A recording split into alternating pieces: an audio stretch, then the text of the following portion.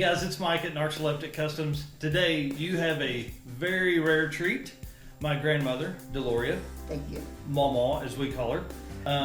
My grandmother has done some amazing things over the years, and we're going to go through a bunch of different stories of those. I mean, you drove a semi-truck. Mm-hmm. She drove a dump truck in Houston, Texas.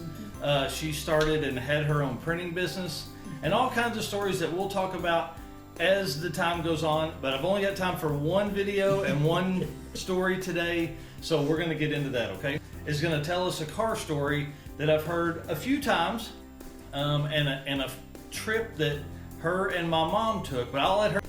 All right, Mawmaw. Okay, Susan and I decided to come home. Susan's my mom. Yeah, we were coming home from Houston back to Blytheville, and Susan was going to be real nice to me, and she said she would drive and let me hold Michael because he was just a baby. He never went to sleep all the way home. It takes 12 hours to get from Houston to Blytheville. And he wiggled and he squirmed and he cried and he had his bottles and he had his diapers changed. And Susan, bless her little eyesight, I guess, she likes to get right on people's bumpers. Oh. So I was a nervous wreck all the way home. Oh, and holding the baby. And she got behind a trailer truck and she stayed right on his bumper. And I thought, if he stops or just hits his brake for anything, we're going to go under the trailer. But we didn't. Instead, we followed him and he was driving pretty fast. And after a while, we started hearing a little peck, peck, peck, peck, peck, peck, peck, peck, peck, peck, peck in the motor. And we made it to Little Rock listening to it, and it was getting louder all the time. Louder, faster And too, probably. you know how Texaco used to say, trust your car to the man that wears the star. Okay. We pulled in, we told him he could hear the noise. He looked under the hood, and he says, it's just a tappet. Said, Like a lifter. Yeah. yeah, lifter, that's what he called it. Yep. And he said, and you're going where? And I said, we're going to Blytheville. That's another 4-hour drive. Yeah. And he said, it'll be fine, go ahead. Well, the farther we went, it was daylight, but then, the farther we went, the weirder people looked at us when they passed us. It wasn't going peck, peck, peck, peck, peck. It was going boom, boom, boom, boom, boom. And we made it into Blytheville. I let Susan off at her mother's with Michael. Thank God. What you're saying is you were ready to be out of that car. Yeah. Yeah.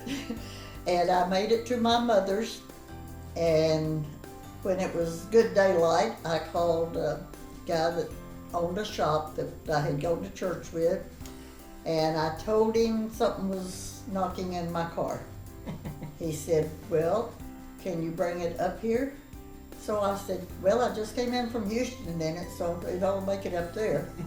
So I drove it up there, went in and got him. He came out and he said, he raised the hood and he said, start it up. Oh, turn it off, turn it off, turn it off. He said, it's a rod knocking, and it's a wonder it didn't go through your whole motor. Oh my God. Cost me $750, and we just happened to have a fishing boat and trailer and motor still sitting at the house there in Blytheville. And Because y'all had moved to Houston at this Yes. time. Okay. And so we sold the boat and motor and Put a Yeah. motor in the put car. a motor in the car. Now, what kind of car was it? That was the little one that we left here in. I don't You wouldn't that. remember that. It was from the Ford place. It wasn't new, we got it used. It just wasn't a big car. Yeah. Well, fun.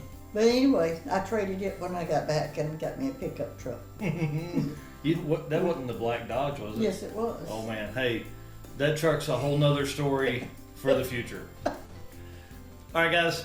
Want to say thanks for watching. Make sure you subscribe to the channel. We're gonna have a lot of videos like this that come out this year. I'm super excited about 2020 and what it brings. So thanks a bunch.